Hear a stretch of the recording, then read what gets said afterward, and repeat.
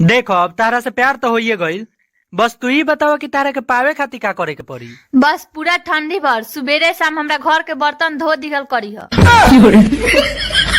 का हो, और ये गो ओठवा पर तनी सा लिपस्टिक लगा के दूसर का ओठवा से मिला के कितना लिपस्टिक बचा ले लूलू। मने ते ई सब जान के का लगी सब किताब लिखेला बारी।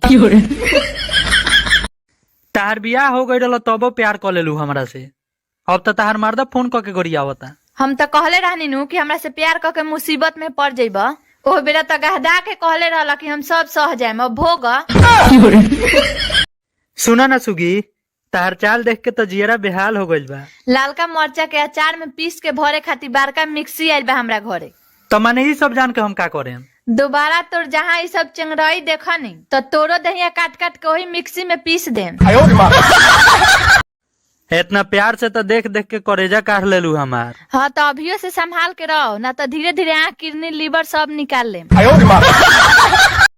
बाप रे, गजब गोर बारिश रहते हैं, लड़की ना हुस्न के परी लागत तारी। बाकी ते तो साफा करिया का पारा लेखा लागत तारी।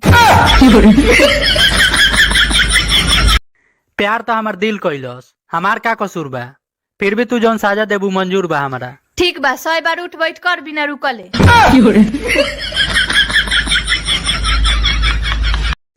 का हो, तू तो पिकनिक पर जाता लो, अभी ले जी का होता? अरे कुछ दिक्कत से कैंसिल हो गइल हो। दिमाग खराब बा का? ऐसे कैसे कैंसिल हो गइल हो? अब दिक्कत रहला कुछ, एमे इतना टेंशन का लेबे के बा? टेंशन होई ना, हमू केहू के संगे प्लान बनैले बानी, तोरा रहत हमें केंगा जाए। कबो कबो हम सोचे नहीं कि का जाने कौना भगवान के पूजा कइले रहलू तू कि हमरा जैसन हस्बैंड मिलल। भगवान ना, बुझाता गलती से कोनो राक्षस के पूज देले रहनी।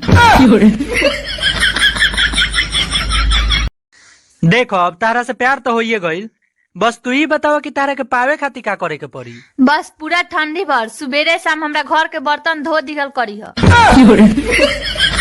का हो, और ये गो ओठवा पर तनी सा लिपस्टिक लगा के दूसर का ओठवा से मिला के कितना लिपस्टिक बचा ले लूलू। मने ते ई सब जान के का लगी सब किताब लिखेला बारी।